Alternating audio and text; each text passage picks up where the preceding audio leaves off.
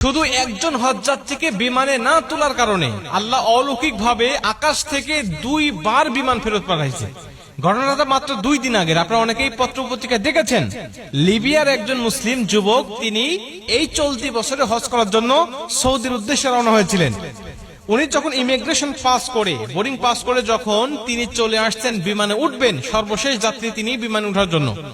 উনি যখন উঠবেন তখন সিকিউরিটি গার্ড তাকে বলছেন যে আপনার পাসপোর্ট জনিত সিকিউরিটি ইস্যু রয়েছে, এর কারণে আপনি বিমানে উঠতে পারবেন না, আপনার হজে যাওয়া হবে না।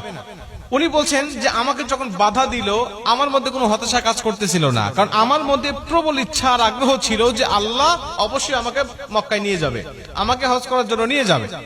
সিকিউরিটি গার্ডের আমাকে সান্ত্বনা দিতে লাগলেন, দেখেন যে আপনার সমস্যার কারণে আপনি যেতে পারবেন না, আল্লাহ বাঁচায় রাখলে আপনি আপনার সামনেবার যাবেন।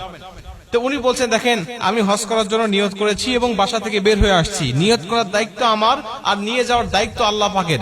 অতএব আমি যেহেতু এখান পর্যন্ত চলে আসছি, আপনারা বিশ্বাস করেন এই বিমান যাবে না, আমাকে না নিয়ে এই বিমান যাবে না। উনি কথাটা বলতে বলতে বিমান স্টার্ট হয়ে গেছে, দরজা বন্ধ করে দিয়ে চলে গেছে। আকাশে যখন উড়ে চলে গেছে হঠাৎ বিমানের মধ্যে সমস্যা, যান্ত্রিক ত্রুটি। তখন বিমান আবার ব্যাক করছে। ব্যাক করার পরে তারা দরজা না খুলেই, পাইলট দরজা না খুলেই আবার এগুলো ঠিক করেছে। ঠিক করার পরে আবার বিমান উড়ে চলে গেছে। আবার যখন উড়ে চলে গেছে একই সমস্যা। বিমান তো অবাক, আমরা ঠিক করলাম, ভালো বিমান নিয়ে আকাশে উড়লাম, আবার ত্রুটি দেখা দিল, আবার গিয়ে ঠিক করলাম, আবার চলে আসলাম, আবার একই সমস্যা দেখা দিল। উনি বলছেন আমি দ্বিতীয়বার আল্লাহর কসম করে বলছি যে আল্লাহর কসম, ওই আমের আল মাহদি যতক্ষণ পর্যন্ত আমার বিমানে না উঠবে ততক্ষণ পর্যন্ত আমি বিমান আকাশে উড়াবো না।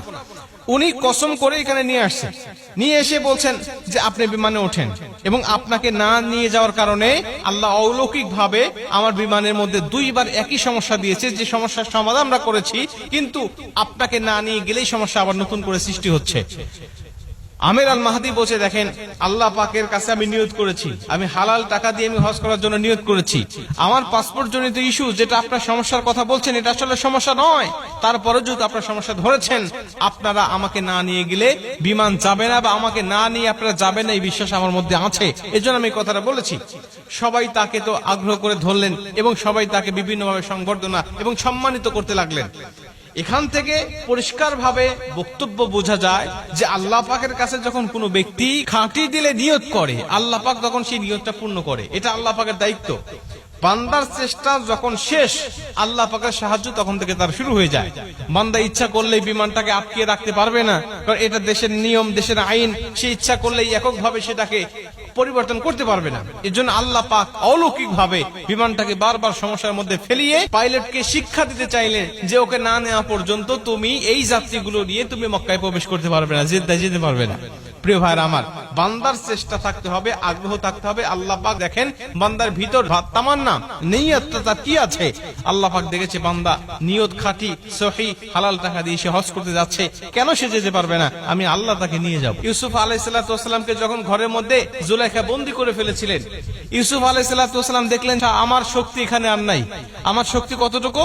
ওই দরজা পর্যন্ত আমি যেতে পারবো, দরজা পর্যন্ত আমি হেঁটে হেঁটে যেতে পারবো বা দৌড়ায় যেতে পারবো, কিন্তু দরজা খোলার শক্তি আমার নাই, কারণ চাবি আমার হাতে নাই।